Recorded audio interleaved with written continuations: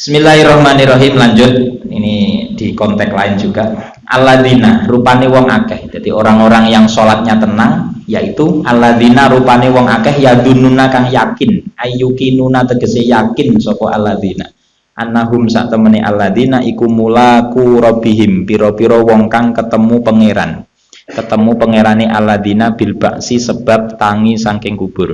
Wa annahum lan sak temene alladzina ilahi maring Allah iku rajiuna padha bali kabeh. Nah niki kula wau belajare rada mumet nih. Belajare rada mumet nih. Tapi harus tak sampaikan.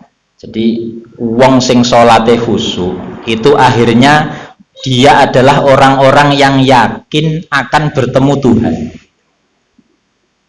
Terus bertemu Tuhan itu gambarannya piye? Karena Tuhan itu kan tidak berupa jisim. Tuhan itu bukan berupa postur jisim. Kalau ini kan masjid ada jisimnya, ada bentuknya. Allah itu tak berbentuk, tak berjisim. Terus ketemu Allah itu gambarannya piye? Lah niki kula sing mumet nih. Ini ada satu keterangan tentang kitab Ihya Imam Ghazali. Jadi dalam bab mahabbah cinta. Jadi Imam Ghazali itu menerangkan cinta Allah itu piye? Lawang Allah itu bukan berupa postur. Lek awake cinta yang laki-laki cinta perempuan kan karuan genah. Ayune apa bahena le genah. Ibu-ibu cinta bapak-bapak yo krana gagahe, gantenge atau piye genah. Lah Allah piye? Enggak ada posturnya. Tidak ada jirimnya. Dan itu ternyata akhirnya dijawab begini. Jadi yang dimaksud kita nanti bertemu Allah itu adalah kita itu tambah makrifat, tambah mengenal Allah. Makrifat itu kenal, Pak. Kenal itu tidak harus tahu. Makanya ulama khilaf. Kalau menurut Mu'tazilah, bukan ahli sunnah wal jamaah. Kalau menurut Mu'tazilah, Allah itu nanti di surga nggak bisa dilihat. Tapi menurut ahli sunnah, Allah bisa dilihat. Ahli sunnah wal jamaah seperti kita ini mengatakan melihat Allah itu maksudnya adalah tambah mengenal Allah. Wis langsung contoh ya. Kita sekarang umpama haus, setelah itu minum. Nang kene seger. Setelah seger kita merasakan nikmatnya. Akhirnya kan terus tambah cedek nang Gusti Allah. Alhamdulillah beh. Gusti Allah dadekne menciptakan air nikmate koyok ngene, dadekne tenggorokanku seger. Akhirnya kita terus mengenal Allah itu Allah ki jan hebat. Ya toh? Allah ki hebat. Hanya dengan kadar air saja tenggorokanku bisa seger. Lah ini kan namanya makrifat, Pak. Wis ngoten tok niku wis makrifat, Pak. Akhirnya terus ngombe dadi ibadah. Nikah itu ya dadi ibadah. Bar kulon karo bojo, tenger-tenger kepleh-kepleh, beh nikmate kaya ngene. Nikmate kaya ngene. Masya Allah, Gusti Allah ndadekne padahal ya ora bejaji. Ndadekne nikmat gur hanya urusan sepele kon. Ngene iki ya iso ndadekne makrifat. Maksudnya makrifat itu tambah kenal Allah.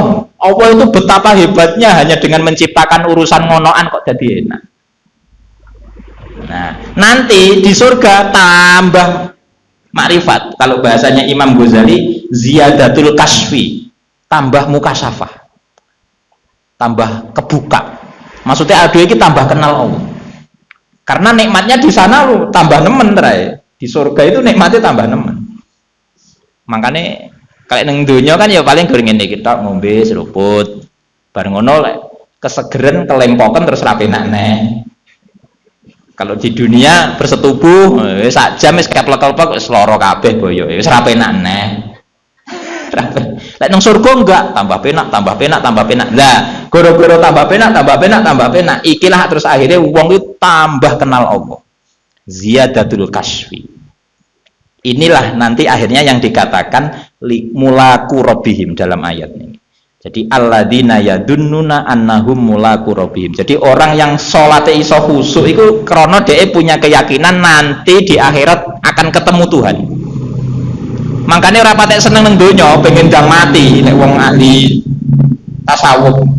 Ulama ruwet Pak nang donya ketemu kacung-kacung, ketemu wong-wong ini seruwet kabeh.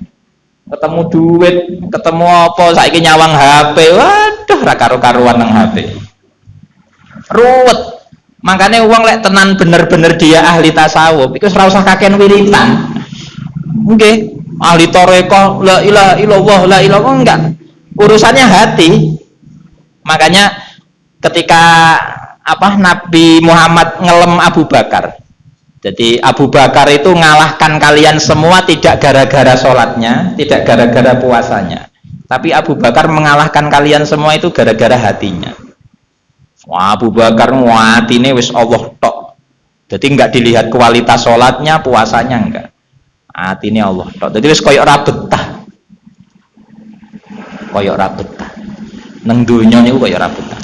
Lah niki nggih. Jadi itulah nanti yang dikatakan kita semakin tambah dekat dengan Allah. Nah, ya ngono kuwi. Kalau dipahami ketemu Allah, ketemu secara jenggreng dohir enggak mungkin, Mak. Karena Allah itu enggak ada tempatnya. Kalau Allah bertempat, Allah berarti butuh tempat. Lah iki terus dawa engko melok-melok urusan tauhid itu.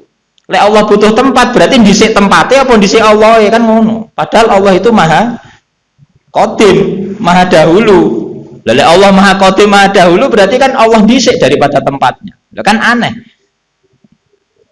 Di satu sisi kita menganggap Allah butuh tempat, tapi ternyata Allah sing dulu. Nah, makanya biar tidak pikiran kita tidak kacau gara-gara mikir itu, ahli sunnah wal jamaah menyatakan Allah tidak bertempat. Bahasanya Sayyidina Ali, la makana. Allahu kana wala makana. Allah itu kana, ono. Allah itu ada, wala makana. Tapi enggak ono tempatnya. Jadi kalau ada ayat Ar-Rahmanu alal arsistawa, aras itu hanya sebagai tanda kekuasaan Allah. Ya sama seperti dunia ini. Dunia diciptakan ini hanya sebagai tanda kekuasaan Allah. Surga neraka diciptakan ya sebagai bukti kekuasaan Allah. Aras itu ya sebagai tanda kekuasaan Allah. Bukan berarti Allah menempati aras. Ya repot. Engkau terus aja mikir ngene, Allah karo arase gedindi. Gedi arase apa gedi Allah? Kan malah mikirnya terus yang ora-ora, berhayal. Lek gede Allahe apa kuat jeblok engko arase. Lek gede arase Allahe cilik, mosok Tuhan cilik. Ya terus malah ra karu-karuan. Makanya gitu, pikiran rusak. Makanya ahli sunnah wal jamaah wis pokoknya kita menyatakan Allah tidak bertempat. Karena Allah bukan jisim, bukan jasad. Allah itu tidak berjasad. Wis ngoten lah wis. Kuwi lek dicelukne tambah mumet. Oke. Lah di akhirat nanti orang itu akan seneng justru jumpa mengenal Allah itu tadi, lebih mengenal Allah daripada urusan makan, minum, bidadari. Contohnya ngene lah, contohnya ngene. Sing enak kan ki wis nom-nom wis tuwa-tuwa. Kita itu, Pak, kalau sudah seneng status jabatan, lek hanya minuman karo makanan ini wis nggak ngefek. Jabatan kan hanya status. Mengapa kita mengejar jabatan? Status. Jadi ketua, jadi terus mengejar jabatan. Jadi kita itu ternyata lebih nikmat mengejar status. Padahal itu nggak enak apa-apa nih. Kadang sampai lupa makan, lupa minum. Padahal makan minum itu juga nikmat. Tapi makan minum itu nikmat levelnya cah cilik. Anak kecil itu disuruh milih jabatan nggak mau, nggak roh nikmatnya jabatan.